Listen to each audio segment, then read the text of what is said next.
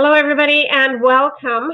My name is Tira Whitford. I'm here with my buddy Marilyn Young, and we're going to talk a little bit about what it's like to come out of that spiritual closet. Now, many people really worry about what happens or what's going to happen if somebody finds out that we are spiritual, that we have these belief systems or that we have these abilities. And so I want to thank Mare for coming and joining me today because it is a big topic and it hits so many people. Yeah, you're welcome. Yeah, it does. Yeah. So I know that it hit me when I'll lead the march Right. here. I got the calling in 2008 that I was off path, that I needed to do something different, and it was quite phenomenal that at that time it seemed like the only people that were around me were spiritual people. And some of these people became mentors, and I had the flow going, and this energy was coming out. I was getting these messages to do this, and I was getting all kinds of validation. It was really super fun. But I was 42, and I hadn't like my family didn't know anything about this. So as I was progressing in this spiritual journey of healing and understanding and knowing, I kind of got myself immersed in it. And my sister phoned me up one day and she said, Graham, her best friend's husband had passed, and the funeral was coming up. And so I said, well, you know what? I'll go with you. She didn't have anybody to go with, so I'll go with you. And I thought, that's it's good. It's a good thing. It's a good Yeah. thing for sisters Yeah. to get together and those kinds of things. And so I went with her, and my empathic abilities were just so strong and flowy. And so I was in that church and I was feeling everybody's everything. And then I felt Graham. And he came in and we had a little conversation, and I talked to my sister about it, and she didn't say very much. And then everything was kind of over, and I went to walk out, and I heard, bless the doorway of the church, just bless it. So I didn't want to be really obvious, so I bent down like I was, tying my shoes, and I put my hands on the ground. I said a little prayer, and I stood up, and my sister was looking at me, and she was so mad at me, so mad at me. She said, she said, what are you doing? Get up. So I got up, and I was kind of shocked because up until this point I'd probably been working with my spiritual mentors and with these gifts for, I don't know, maybe 8 months, something like that. But it was fun, like it was so fun and so exciting. So this was my first block. and and so she was so angry, and we were going for lunch. I thought she was going to cancel, but she didn't. And we went for lunch, and everything that she said that came out of her mouth was worse than the thing before. And it Oh was no. all about, you're acting like you're in a cult. And then I would say, well, I'm not in a cult. Like, this stuff is all about love. Like, nobody's following me, and I'm not following anybody. I'm just hearing, and this is, the best that I've ever felt in my life. And she said, well, and the next thing that she said was really harsh. And the next thing that landed that I can remember, because it was about, I don't know, quite a few, quite a few, but there was only a few things that really landed. And the next thing that landed was, if you don't quit doing this, you're going to lose people. And Mayor, honest to God, the stuff that flowed out of me was not from my mind. It just Yeah.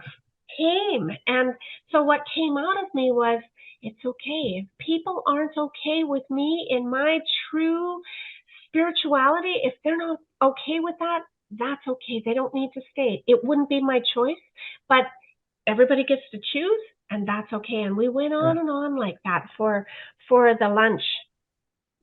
And at the back of the lunch, I thought I might have lost my sister. And it was okay. It's whatever, you got to do you, and I'm still going to love you. I'm still going to be who I am, and I'm going to love you. And it was a few weeks later when I connected with my sister again. And all of a sudden, she was talking about this amazing spiritual stuff. Isn't that something? Now, S had been spiritual when she was younger. She had been spurned for it very, very harshly, and she took it to heart. She took it to heart, and she shut her gifts off. Yeah. So what I didn't realize in the moment was that she wasn't really talking to me to say, shut your gifts down. She was talking to me to say, this has been an experience of mine and it was really painful for me and I shut my gifts down. But she couldn't say all of that in the moment. So I stayed nice and true and strong, and it actually gave her space to wake that up again and to figure out some stuff for her around that. So I don't know whether she became as spiritual before she passed as she was when she was younger. But Yeah. I do remember that we would talk about, I'm clairaudient, I could hear, the dead, and she could see the dead. So I remember us kind of having really lovely conversations about that. And yeah, so that was one of my strongest experiences of coming out of the closet. And from that, what I would say is, if you are going to share this part of you and you haven't done that before, ask your guides to help you with the language, with the words, with with Yeah. the timing even. Just ask your guides. Okay, that's mine there. You're up. How did it work? How is it working for you? Well, it wasn't, I'm trying to recall one specific experience, but I think it's just been more gradual. Mm-hmm. Um, and I've always been interested in spirit or, the metaphysical as far back as I can remember. But one of the turning points was in 1991 when my dad passed away.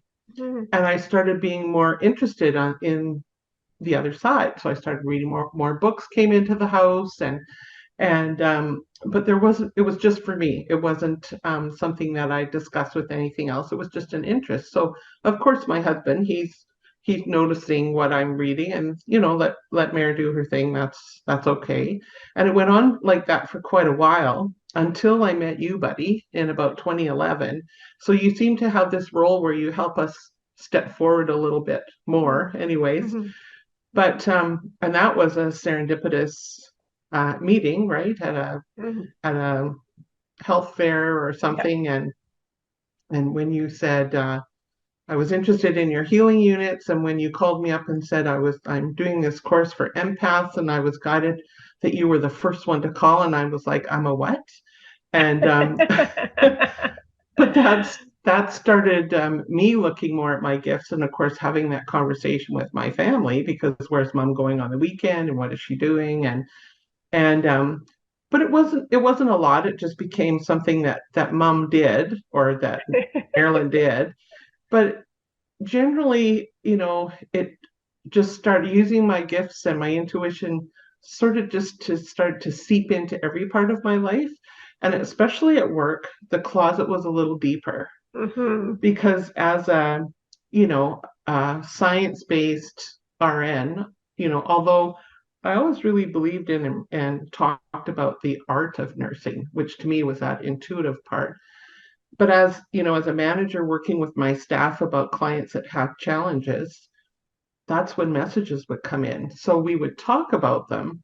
And it really, language, like you say, was so important. Because for some of my staff, where you intuitively knew there would be like running away screaming as what is Marilyn doing, the language would be, have you tried this approach? But for some of them who were like minded, it was kind of a humorous approach. Now, okay, are you ready for a little bit of the woo-woo side of things? This is what I'm Mm-hmm. hearing. So it was more private and one-on-one. And we still joke about that now that I'm retired. I still see my woo-woo friends from work. Um, and at home, it became more gradual, where my kids, who are all adults now, and two of them have their own children, just oh, Christmas presents became angel card decks or books on spirituality. So they were starting Yeah. to accept me. But when there was a discussion about that piece of my life, it was in a humorous manner. So I was still sort of tentative about talking about everything that I experienced, but I just joke that I think I'm pretty much out of the closet now, but for a long time I felt like I had one foot out and one foot in because you're always tentative.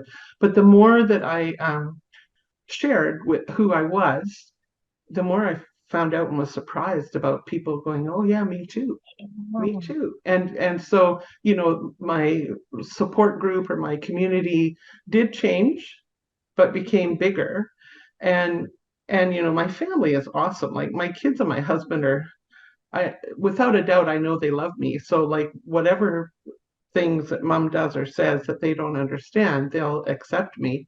But the neat thing about it now is they're joining me in the mm, journey.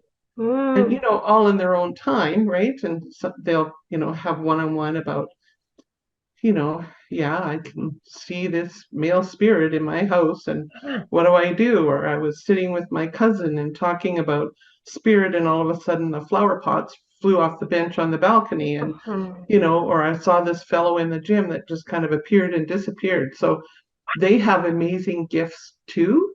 yeah, Um, and for me, that's the most exciting part about exploring my own, is that they're now starting to explore theirs. My husband, mhm, with his recent health crisis, has stepped back into his. So, and we have it's just added a complete piece to our relationship because now mhm, we have really in-depth conversations about that as well. So mm, it's, mm. but it's, that's happened over a period of 12 years. Yeah, yeah, and it does Yeah. take time, Yeah. like a lot of times what happens is people will feel like they should be accepted right away, and it can't always. I mean, sometimes it's wonderful if it can happen like that, but oftentimes it just can't happen like that because people have to wrap their head around it, they have to wrap Yeah. their heart around it, and they have to see that side of themselves in order to really be accepted. So Yeah. that's I what know I find. the other big thing that feels like a risk that I kind of went, you know, held my breath and waited, was when I sent out my first newsletter, Yeah, yeah. with writing messages that come in from spirit. And when I woke up that day last August, and they said, "Here's the message, and you have to have it out by midnight tonight, and you send it out by email to the people you know." And I'm like, okay, because it was to some friends that, whoever I had an email for, that we'd never had this kind of discussion. And then Right. it became, okay, you need to do this weekly, you need to set up a website. And it's like, okay. And, you know, again, it's about timelines, and people will pick up on Yeah. stuff that they need when they need it. And if they really know who you are and care about you, they will continue. They'll just get to know that other piece of you, and that's what I found with, friends that we've had for years and years. It's not like, "Whoa, she's weird, we're out of here." And if they do, then that's what they need to do. And did you have like some people kind of saying, "No, I don't want your newsletter." Did you have anything like that? I had one person out of 79 people with my Ah, initial go around, ah, and it was, the newsletter was fine with the messages, from spirit, because I called it the ripple effect, and it's more just about life, right, mhm, and perspective. But then in November I was told, okay, because I was sending it out every second week. In November I was given the message, okay, the weeks in between, pull an angel card and send out the reading for that. And when I sent out, an angel card, that person's um, spiritual beliefs, health and beliefs about tarot. And ah, so mhm, tarot cards. And so she just said, "I don't do tarot. Thank you very much." She was very honest and respectful, and we're still friends. Like, so mhm. it's it's what people need, right? And it's part of their journey too. Yeah. So you've grown people on your list, Yeah. and you've lost. Is that what I One. heard? One. Oh, Yeah. is that same one? Yeah, just the Same one. one. Yeah. Okay. Yeah. All So right. it's I think I'm up to like a big 103 now. Yay! Well, that's Yay. awesome. And Yeah. and you know what? That's kind of the point, right? Like the point is to put it out there and see who is in the same shoes. who's needing to have a space where they can open up their spiritual conversations so that they can grow. Yeah. And yeah, so good for you. That's so good. I remember I was having a conversation with one of my clients, and she was about to get married, and she was like, her spiritual stuff was coming in. It was coming in really strong, but he didn't know anything about it. And I remember having conversations with her saying, like, now is the right time to Maybe, have, yeah, like, to yeah, start having this conversation, because after you're married, it's going to be a lot harder. And she chose not to tell him until about 3 years into the marriage. And that gets a little sticky. That gets a little heavy on both sides of it, because if you know that you're spiritual and you're scared to share because you're scared you'll blow everything up, um, it's harder if you blow it up after you're married. So, I'm gonna kind of have a little voice out there that says, if you're spiritual, stand in it, because if they're going to love you through everything, they're gonna love you through this. It's just it's a good marker. yeah. So don't wait. Yeah, no, and I agree. And your family, I think I said at one point, your family, because you are so close, is sometimes the hardest group to show them that other side of you. Even though you know that they love you and they'll never reject you, it's still, and for me, that was tied up in my own hangups about self-worth. Mm-hmm. Like, Of course. I knew that certain people saw me a certain way and that I was valued for being that way. And so if I change that, what's my fear of maybe not being valued as much or as differently or being judged or whatever? So it was stuff about me, it wasn't about them. But it helped me work through that.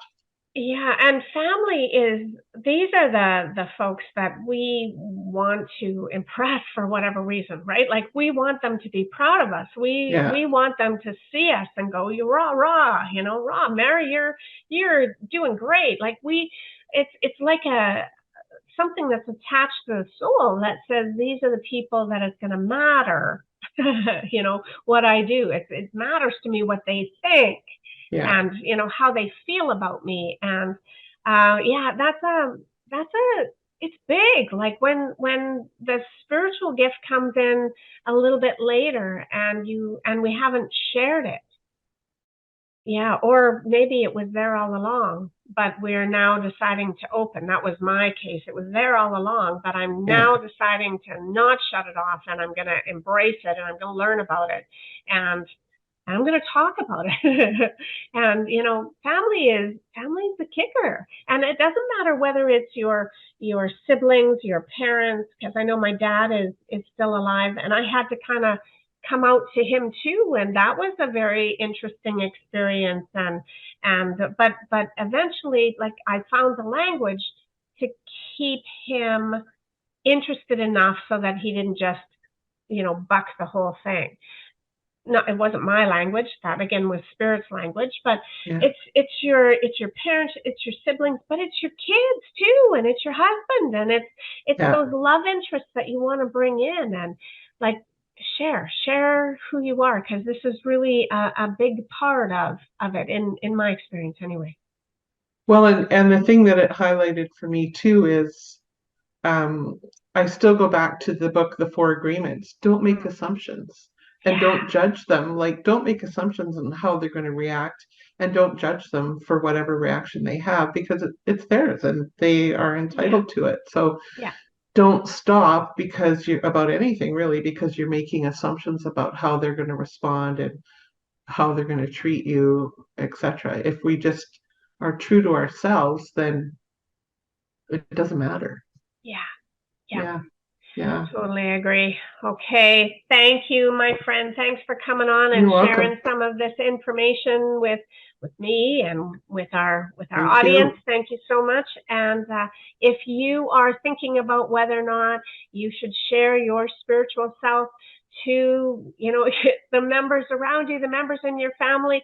Like Mary said, you can start small, but start, because it's worth it. It'll help to feed your soul. It'll help, Yeah. like, it'll kind of start that book right on page 1, and in a few months you'll be able to look back and go, okay, you know what? That wasn't so bad. So Yeah. It's not too scary. it's not too scary. Yeah. Okay. Thanks again, Mary. Thanks everybody for watching, and we'll see you in the next one. Have a good one.